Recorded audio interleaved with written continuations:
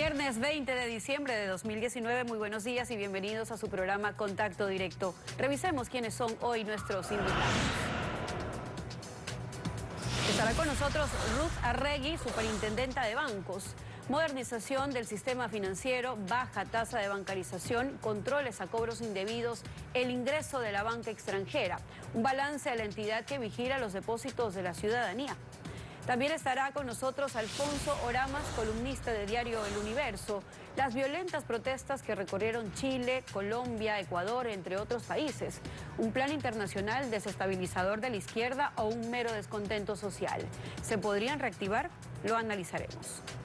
También nos acompañará Carlos Medina, abogado de trabajadores de la Hacienda La Clementina. El entramado económico de La Clementina incautada en el gobierno de Rafael Correa, en su momento una de las haciendas más productivas del país. Se está honrando el crédito otorgado por la Corporación Financiera Nacional a los trabajadores que adquirieron la hacienda. ¿Qué tipo de presiones existen? El Fondo Monetario Internacional apoya las reformas tributarias del gobierno después de 2 revisiones. El organismo internacional considera que el Ejecutivo ha demostrado su compromiso con la prudencia fiscal. Esto implica que el país recibirá del FMI un desembolso por cerca de 500 millones de dólares. A través de un comunicado emitido a la tarde de este jueves, el Fondo Monetario Internacional dio a conocer la noticia: la aprobación del esperado desembolso por 498 millones de dólares para nuestro país. Según el directorio ejecutivo del FMI, ese monto se autoriza porque Ecuador pasó la segunda y tercera revisiones sobre el cumplimiento de metas como parte del acuerdo financiero firmado en marzo de este año. El comunicado señala: las autoridades ecuatorianas han continuado avanzando en el fortalecimiento de la posición fiscal y externa del país y han recalibrado adecuadamente el programa económico para incluir una moderación de la consolidación fiscal. También las autoridades del fondo destacan la aprobación en la Asamblea del paquete de reformas tributarias que envió el gobierno de Lenín Moreno. Expresaron: la reforma tributaria aprobada recientemente aumentará los ingresos y hará que el sistema tributario sea más favorable al crecimiento simple y equitativo. Luego de conocer la aprobación de los casi 500 millones de dólares, el ministro de Finanzas, Richard Martínez, escribió en su cuenta de Twitter: fortalecen las finanzas y nos acercan al objetivo que nos propusimos, dejar un país mejor que el que recibimos. El acuerdo financiero entre Ecuador y este organismo multilateral es por 4.200 millones de dólares, de los cuales se han recibido 900 millones en este año. En los próximos días se hará efectivo el nuevo desembolso. La actualidad, los protagonistas, el análisis y la información en Contacto Directo.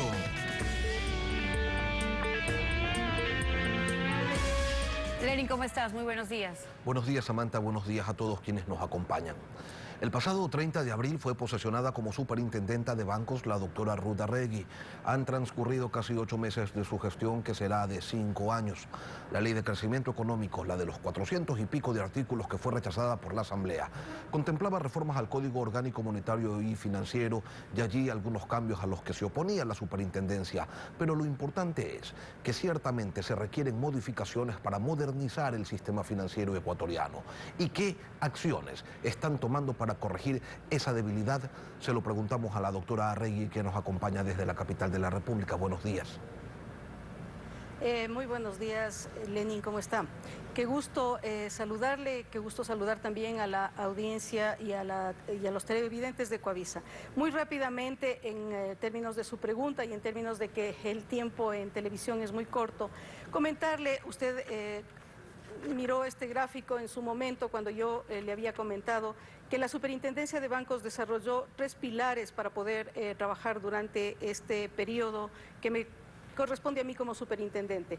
En un primer momento nosotros tenemos todo lo que implican las reformas del marco legal y regulatorio, que es al que usted acaba de hacer referencia, que será retomado en términos de las reformas al Código Orgánico Monetario Financiero en este próximo mes de enero. Y en lo que tiene que ver con la supervisión basada en riesgos, la transparencia, la rendición de cuentas, que es el segundo pilar, le voy a hacer algunos comentarios en este momento. Y respecto de la vocación que tengo y que he tenido durante toda mi vida, que es llegar a tener sistemas financieros inclusivos, también voy a hacer algunos comentarios con usted. En términos de la transparencia, Usted sabe que perfectamente para que pueda modernizarse, mejorarse, que la atención del sistema financiero sea con calidad, sea pertinente, sea adecuado, sea apropiado a las necesidades de las personas, de los distintos grupos que pretenden tener servicios financieros, ¿no es cierto? En términos de inclusión financiera, nosotros hemos hecho algunos trabajos en lo que tiene que ver con qué tenemos que mejorar a través de un diagnóstico que yo ya le había comentado anteriormente.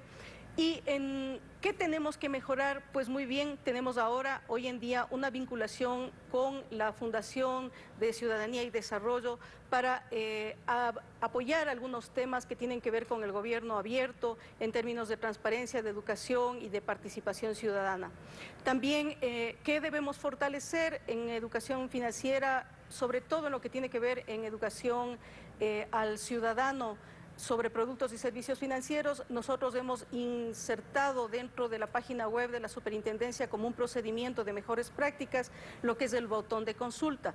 Yo de esto lo había comentado antes con usted. ¿Qué significa un botón de consulta? Significa que con esto nosotros ponemos en consideración de la ciudadanía y de los grupos de interés exactamente el proyecto de norma que la Superintendencia, dentro de sus facultades, pretende reformar y que la ciudadanía, los grupos de interés puedan hacer sus opiniones, puedan hacer sus observaciones y que no sea como se hacía usualmente antes, de que era un tema única y exclusivamente hecho a nivel de la autoridad. Doctora Arregui, ustedes le propusieron al Ministerio de Finanzas la creación de un fondo para la promoción de la inclusión financiera. ¿De cuánto y cómo funcionaría? Mire, este es precisamente un poquito el diagrama del fondo concursable. En su momento nosotros habíamos, me refiero a nosotros porque son con unos colegas, en su momento nosotros, bajo el auspicio del PNUD y del Grupo Faro, habíamos tratado de emular un programa que desarrollamos en Chile, que es un maridaje de inclusión financiera y en el cual tendríamos este fondo concursable que pretende generar convenios para tener toda la institucionalidad, tanto convenios con las universidades, que es en lo que está avanzando la Superintendencia de Bancos, convenios con el sector productivo, que quiere decir las cámaras, etcétera, etcétera, y fortalecer la tecnología, el parque tecnológico de la Superintendencia de Bancos para que pueda soportar robustamente un programa de esta naturaleza y por otra parte generar talleres de capacitación para que pueda también mejorar los niveles de preparación, digamos, de empresarialismo que necesitan las microempresas para poder operar en un sistema y en un programa de esta naturaleza. Doctora Arregui, uno de los problemas que tiene el país es que la normativa financiera está desactualizada y no responde a los estándares internacionales que determina el Comité de Basilea. ¿Por qué ponernos al día entonces debe ser asumido como una prioridad? Sí, yo solamente quería terminar comentándole que justamente en el programa de inclusión financiera, nosotros como Superintendencia de Bancos, usted conoce que tenemos recursos que son los que la banca entrega a través de las comisiones, este dinero que la banca entrega a la Superintendencia de Bancos sirve para poder hacer la supervisión y el control. Entonces, esas contribuciones nosotros le hemos propuesto al Ministerio de Finanzas para que con esas contribuciones podamos nosotros constituir este fondo, que seguramente será, no sé, 20 millones seguramente, y con esos recursos poder generar incentivos que permitan efectivamente mejorar los niveles de inclusión financiera. Yo le he comentado a usted que el Ecuador, nosotros como país, en los últimos años hemos ido paulatinamente, progresivamente, año con año, perdiendo las posiciones en los indicadores de inclusión financiera. Es más, en este año volvimos a perder una posición respecto del microscopio global. En lugar de estar en el puesto 25 que estábamos el año anterior, hoy estamos en el 26 y así ha venido sucediendo en los últimos años. Doctora Arregui, en estos tiempos en los que todo se digitaliza y las cifras muestran cómo crecen las transacciones por Internet de 266 millones a 856 millones de operaciones, la banca celular ha pasado de 45 millones a 305 millones de transacciones y las operaciones en agencias físicas bajaron de 911 millones a 488 millones de transacciones transacciones, es necesario, a propósito de la inclusión, contar con un Internet de calidad y si se quiere hacer énfasis en que más personas se bancaricen, se requiere de cobertura total y eso no tenemos. Por ende, el trabajo debe ser integral y no depender únicamente del sector financiero ni de sus órganos de control. Perfecta su apreciación. Mire que es bien importante que todos nosotros estemos conscientes de que la inclusión financiera tiene 4 pilares. Esos 4 pilares tienen que ver con el acceso, con el uso, con la protección a los usuarios de servicios financieros y con la educación financiera. En términos del acceso, muy bien lo que usted dice, no es solamente la cobertura por parte de los productos y servicios financieros que la banca puede desarrollar y poner al servicio de la ciudadanía, sino que además tiene que ver con este otro tema que es la tecnología, es decir, los niveles de cobertura, en donde nosotros podemos tener señal de telecomunicaciones para que entonces se puedan operar a través de las apps de los teléfonos o de otro tipo de medio electrónico, se puedan hacer transacciones y operaciones financieras. Pero también es importante que en términos de uso haya una adecuada protección a los usuarios de servicios financieros y una adecuada educación financiera. ¿Y por qué hago énfasis en la adecuada educación financiera?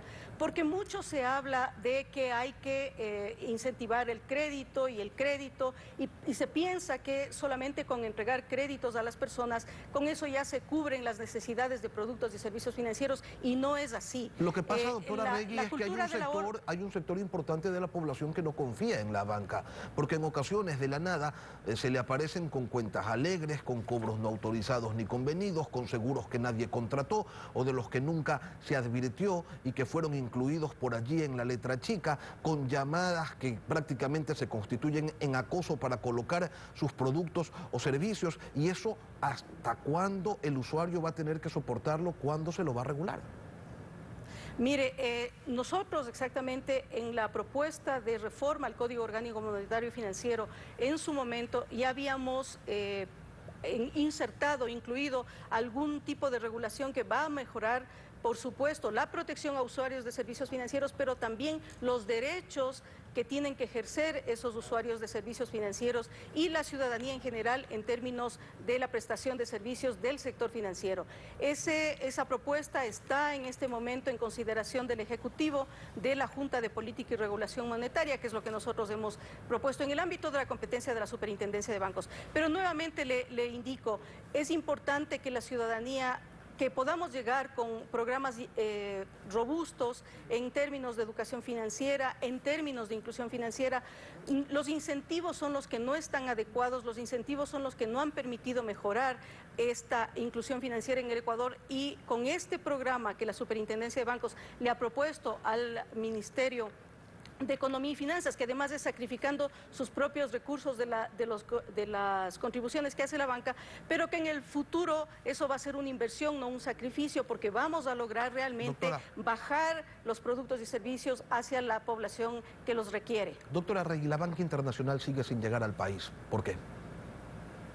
Por seguridad jurídica, por este tipo de cosas. Si ¿usted cómo cree que puede llegar si realmente la regulación no es una regulación acorde a la modernización, a que a usted le aseguren que el capital que se regula en el Ecuador es el mismo capital que usted tiene, o la forma de calcular el capital es el mismo que tiene usted en los países desarrollados o en los países de la OCDE, con normas y estándares internacionales, es lo que quiero decir.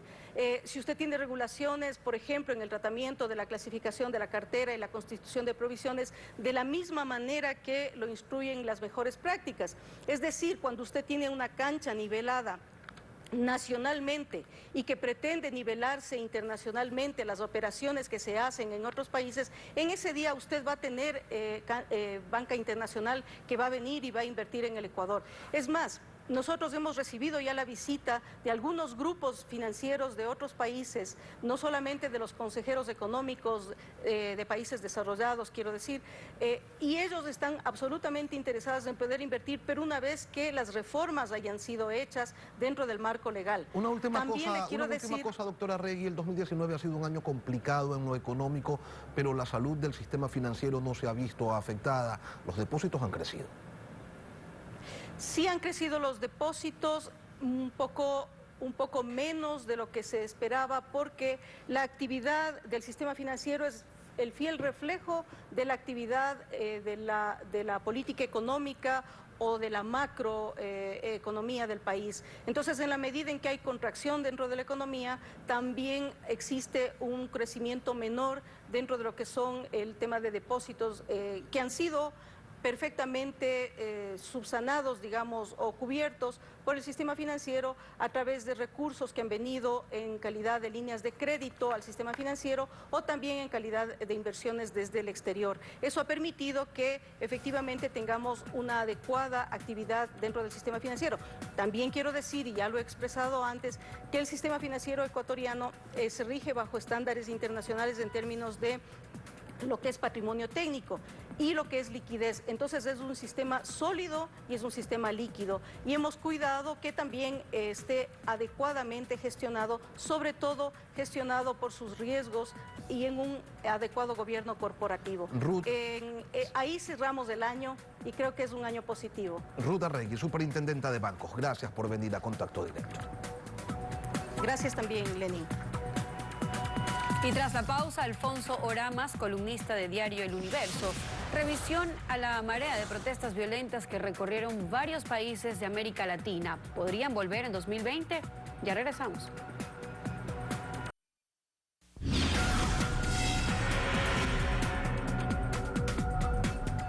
Las protestas que desde octubre se vienen manifestando en Ecuador, Chile, Colombia, por citar solo a 3 países de la región, han obligado a estas naciones a tomar acciones o a dejar de tomarlas bajo la premisa de que se debe mantener la paz social. Pero en la práctica son las mayorías, son los que menos tienen beneficiarios de algo más que del inmovilismo. Se lo preguntamos al doctor Alfonso Oramas, quien nos acompaña esta mañana. Buenos días, doctor. Buenos días, Lenín. En realidad, pues, resulta importante al momento de interpretar o de hacer las lecturas adecuadas con todo lo que ha ocurrido y está ocurriendo en varios países de la región, establecer las responsabilidades, ¿no? Creo que evidentemente hay que reconocer que hay un germen de insatisfacción que tiene a su vez una serie de causas, la desigualdad, la falta de oportunidades, etcétera, etcétera, ¿no? En ese contexto hay quienes se han animado también a sugerir la posibilidad de un intento, de un proyecto de desestabilización masivo, aupado, solapado, animado por fuerzas externas, directamente por otros países o por otros movimientos, lo cual también es muy probable. Pero realmente pues debería analizarse en un escenario más amplio, más fundamentado, por llamarlo así. ¿Se impone entonces, doctor, como costumbre el tomar como rehenes a los gobiernos e imponerles una agenda de inacción a cambio de la no violencia? Bueno, es lo que está ocurriendo. Ahora, fíjese usted, el otro día leí un artículo interesante escrito por Andrés Oppenheimer que señalaba, pues, en el caso chileno específicamente, la frustración de no encontrar, de que el régimen, de que el Poder Ejecutivo, el gobierno chileno, no encuentra interlocutores válidos, no tiene con quién negociar, con quién llegar a acuerdos dentro de realmente un caos y una anarquía generalizada, ¿no? El caso ecuatoriano fue distinto. Aquí había pues un interlocutor para muchos frustrante, para otros válido, que era la CONAIE, con lo cual se llegó a un acuerdo. Tal es el punto que en el momento que se estableció la posibilidad de llegar pues a la derogatoria del decreto, naturalmente pues las protestas definitivamente finalizaron al día siguiente. Entonces creo que es importante también reiterar el hecho, estamos hablando de escenarios, cada país tiene su propia historia, su propia realidad y naturalmente también su propio desenlace y conclusiones. Pero ¿pueden los regímenes hacer algo más, doctor, tomando en cuenta que violentas muchedumbres pueden provocar daños irreparables? Pero una cosa es tener paz social y otra cosa es estar solamente pacificados. Hay un germen allí que en cualquier momento podría volver a estallar. Claro, a ver, es que en el fondo, pues, todos los conflictos que se han dado en los últimos meses realmente podrían posibilitar la idea de que los gobiernos son rehenes en muchos casos de sus propias decisiones. no las pueden tomar más allá de que las deben tomar básicamente porque en un momento determinado se exponen a estados serios de conmoción interna, ¿no? Ciertamente, pues, Lenín, creo que los últimos acontecimientos, los hechos de violencia, para muchos sorpresivos, el caso chileno es evidentemente latente, es desgarrador en muchos casos, debe llamar la atención a lo que significa el manejo de la política, definitivamente el hecho de que hay muchos eventos, muchos acontecimientos que nos ha llamado o acogido a muchos de sorpresa. Si usted se pone a señalar el Chile específicamente era el paradigma, el modelo a seguir. Entonces creo que hay muchas lecturas que manejar y en esas lecturas, insisto, no se puede descartar que más allá de la insatisfacción interna de cada sociedad existan otros elementos externos, intentos realmente serios, proyectos de desestabilización muy claros. A propósito de ello, se dice Putin, se dice Venezuela, se dice el Grupo de Puebla. Antes era Chávez, Fidel Castro, el Foro de Sao Paulo, pero esta nueva edición viene reencauchada con violencia urbana. ¿Y cuáles son las razones que usted identifica para la suma de este ingrediente? Bueno, es natural, o sea, yo creo que entre los actores que usted ha señalado, Putin, Rusia, Correa, Maduro, etcétera, hay muchos elementos interesados o mucho interés en provocar un estado de desestabilización y paranoia. Creo que eso es clarísimo. ¿Cómo lo hacen? ¿Cuáles son los hilos conductores? Hay muchos. Vea, en el transcurso de esta semana ocurrió un suceso que aquí ha pasado casi inadvertido, que es el hecho de que el expresidente Correa entreviste al expresidente catalán Puigdemont, que es perseguido por la justicia española, y ese programa de entrevistas que es básicamente del canal ruso RT, de repente aparece en una emisión oficial de la televisión española, un hackeo interno o externo. Nadie todavía da explicaciones reales de qué ha ocurrido. ¿A qué quiero llegar con esto? Que aquí hay definitivamente un proyecto global, y esto no es pues que aquí uno está metiéndose con afanes de conspiración. Hay realmente un afán de desestabilización muy claro, y yo creo que aquí hay una línea conductora que se puede marcar. Evidentemente hay que tener pruebas para así señalarlo, ¿no? Pero para mí hay indicios muy claros de que sí existen factores externos que buscan efectivamente esa desestabilización. Una insatisfacción cocinada a fuego lento, factores externos, y a eso le pregunto, doctor, ¿hay que sumarle la falta de talento en el caso ecuatoriano del gobierno para adoptar una medida que precisamente evite ese conflicto? Totalmente. No se había insinuado siquiera un incremento de los combustibles en más de 40 años para evitar precisamente lo que sucedió, y acá el gobierno, sin tener un plan B siquiera, la lanza y ahí están los resultados. Es decir, Lenín, definitivamente, o sea, nadie puede señalar y objetar pues en un momento determinado o cuestionar en sí la medida, pero para tomar una medida de esa envergadura hay que planificar, hay que interpretar, hay que conciliar, hay que socializar. No se hizo absolutamente nada de eso y se llevó o se tomó esta medida virtualmente de la noche a la mañana, trayendo consigo una reacción social que en realidad puso en serio peligro la vivencia democrática. Cuando Diosdado Cabello habló de la brisa bolivariana, muchos lo tomaron como el decir de un loquito, pero dadas las cosas, podría reactivarse en cualquier momento y desarrollarse el huracán que prometieron allá en Venezuela. No creo que se dé el huracán. Bueno, fíjese que en el caso chileno los problemas siguen latentes, ahí están, ¿no? No solamente fue Diosdado Cabello, el propio Maduro en un momento determinado, en un momento que inclusive pues emitió algún tipo de ofensa personal en contra del presidente ecuatoriano, señaló, refiriéndose al grupo o al foro de Sao Paulo, que los planes van viento en popa, como señalando que estos aires o estas posibilidades de desestabilización van encaminadas de manera eficiente. Yo creo que existe siempre el germen latente aún más, y si podemos constatar que de una u otra manera estamos expuestos a la posibilidad de estos factores externos. Definitivamente ya resulta vital que cada gobierno, conociendo las peculiaridades, las circunstancias, las necesidades, los grados o no de popularidad que maneja, puedan de forma eficiente evitar estos intentos o estas posibilidades de sedición que naturalmente trastocarían el manejo democrático de la región. Para terminar, doctor Uramas, entonces, ¿sí hay manera de hacerle frente a esta contraofensiva de algunas izquierdas? Con inteligencia política, con eficiencia, definitivamente sí. Alfonso Uramas, columnista de Diario El Universo, gracias por venir a Contacto Directo. Y cuando regresemos, Carlos Medina, abogado de trabajadores de la Hacienda La Clementina, el crédito de la corporación financiera, los poderes de los administradores y las presiones externas en uno de los predios más grandes incautados en el gobierno de Rafael Correa por evasión de impuestos. En pocos minutos estamos de vuelta.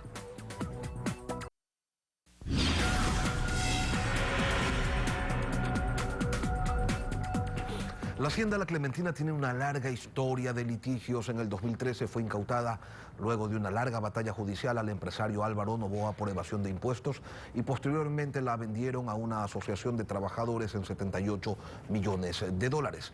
Pero que hay problemas, se denuncia, y hoy nos acompaña el abogado Carlos Medina para referirse a los nuevos inconvenientes que hoy vive esta hacienda bananera, que en su momento fuera la más productiva del país.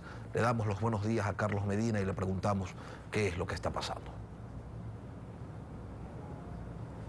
Muy buenos días, Lenin, muchas gracias por el espacio. En este momento lo que vamos a comenzar a hablar es sobre la documentación, ya que dicen que nosotros no tenemos documentación, entonces vamos a comenzar a trabajar con los documentos. Tenemos aquí la tabla de amortización, la última tabla de amortización de la tercera refinanciación que se elaboró por parte de la Corporación Financiera Nacional, en la cual existen una serie de ilícitos e irregularidades. Por ejemplo, hay 3.718.000 dólares que estaban como intereses, y en lugar de cobrar los intereses antes de hacer la refinanciación, lo que hicieron fue cargar estos intereses a gastos. Esto es inaudito. Aquí existe el delito de peculado. No podían haber hecho esto. Aquí está la segunda tabla de amortización, que fue el año 2017, y hay una tercera refinanciación que fue previa a esta refinanciación. Es decir, la Corporación Financiera Nacional, en vez de asegurar que el dinero de los ecuatorianos, que casi 80 millones de dólares regresen a los ecuatorianos, lo que está haciendo es darle largas al tema. La última refinanciación le dan un año para que no pague absolutamente nada, cuando ya han pasado 5 años del crédito, un año para que no pague ni intereses ni capital, 3 años más para que no pague capital, y a partir de ahí tiene 16 años para recién comenzar a pagar el crédito. ¿Quién tomó esas decisiones en la Corporación Financiera Nacional? En el caso de la Corporación Financiera Nacional, la última refinanciación, tenemos al señor Jacome, que está actualmente en funciones, y a la persona, al gerente general de la Corporación Financiera Nacional. ¿Con quién se hizo esta refinanciación? ¿Con los dueños de la Clementina, es decir, con los trabajadores, o con la administradora de la hacienda? Ese es el problema, que el mismo Miguel José Macías Ulloa reconoce en un audio que hemos puesto en conocimiento de la fiscal general, que ellos hacen el trámite de refinanciamiento. Ellos son quienes comparecen ante la Corporación Financiera Nacional y gestionan este. Ahora dicen que no, que ellos se acogen a un decreto presidencial por el invierno, que les ha permitido tener un año, pero el decreto era por un año, no por 4 años de gracia más y 16 años más para pagar el crédito, es decir, 20 años más. ¿Qué es lo que busca usted, abogado Medina? Que la CFN venga, ejecute, empiece a cobrar, y como no tienen cómo pagar, les quiten la hacienda. No, en absoluto. Entonces, recojo las palabras de la secretaria anticorrupción. ¿Qué dice el abogado de Cobal? Que la secretaria anticorrupción no tiene absolutamente nada que hacer en el tema. Esto es inaudito. Es más, llega a cometer la ofensa de decir que ella responde a intereses particulares. En este caso debería presentar una denuncia él contra ella, si es que tiene pruebas de ello, o ella contra él, por la ofensa grave que le ha hecho. No pueden decir eso. Lo que pretendemos nosotros es que la hacienda esté realmente en manos de trabajadores, lo cual no ha sucedido desde que la hacienda fue entregada a los trabajadores. Ahora, hubo una asamblea general de socios, es decir, de los trabajadores de la Hacienda La Clementina que la compraron, que confiere los derechos de explotación de esta hacienda. Ese documento es inválido. ¿Cómo lo analiza usted? El contrato es leonino. En este momento le muestro, ya que dicen que no tenemos documentación, aquí está el contrato. En primer lugar dice que Coproclen, es decir, la cooperativa de trabajadores, transfiere durante el plazo de vigencia del contrato todos los derechos del negocio sobre la hacienda, así como los derechos en calidad de comodatario de activos y muebles. No podían ceder los activos y los muebles, Lenin, porque esa es la garantía que tiene la corporación financiera para poder cobrar luego el crédito. Luego dice que se va a constituir un nuevo fideicomiso, es decir, un fideicomiso tipo bypass, en el cual se va a quedar todos los ingresos y que el resto, después de hacer las provisiones, quisiera que ellos demuestren que han hecho las provisiones para pagar el crédito en 4 años, que recién van a comenzar a pagar, y recién ahí van a comenzar a generar el dinero que ellos necesitan para poder pagar el crédito. Ahora, los controles, porque se supone la corporación financiera, por muy corporación financiera que sea, no puede pues readecuar o dar concesiones a clientes simplemente porque le da la gana. ¿Quién está detrás de todo esto que usted denuncia? Porque si todas estas cosas están pasando es porque alguien lo ha permitido. Bueno, dice el señor Miguel Macías Ulloa que a él lo protege el presidente Lenín Moreno. Esto pues tiene claros visos de ser mentira, porque es la Secretaría Anticorrupción, que es la Secretaría Anticorrupción, que es una entidad adscrita a la Presidencia de la República, es quien alza la voz de protesta y dice, hey, un ratito, no se tomen el nombre del señor presidente, pero hay una denuncia en la Fiscalía por el tema de haberse tomado el nombre del presidente. Pero el señor Macías también tiene beneficios financieros que no los tiene ningún otro ciudadano en el país, ¿no? La pregunta que nos hacemos, Lenin, es, ¿será que el señor Macías es el único que tiene estos beneficios o hay muchas personas más que acceden a este tipo de beneficios que terminan perjudicando al Estado? Porque es dinero del Estado el que maneja la Corporación Financiera Nacional, que siempre dice que ellos tienen un sigilo bancario, dice el señor Macías. Sigilio, dice. No sabe ni lo que está hablando. ¿Sigilo bancario? ¿Cuál sigilo bancario? No debe haber sigilo bancario si es dinero público el de la Corporación Financiera. Carlos Medina, abogado de los trabajadores de la Hacienda La Clementina, gracias por venir a Contacto Directo.